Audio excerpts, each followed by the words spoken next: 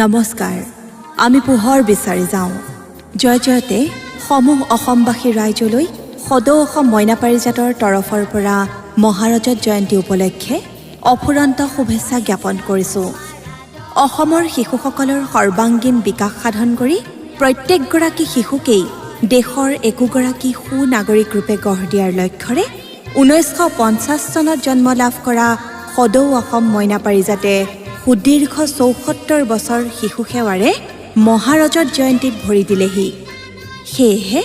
এই শিশু মংগলকামী অনুষ্ঠানটিৰ মহাৰজত জয়ন্তীৰ বৰ্ষজোৰা উদযাপন উপলক্ষে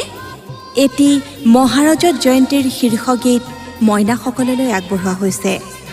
এই গীতটিত কণ্ঠদান কৰিছে মইনা কৃষ্ণমণি বৰশইকীয়া মইনা শীৰ্ষজ্যোতি মৰাণ মইনা নম্ৰতা গগৈ আৰু মইনা ফ্লোৰিন বৰুৱাই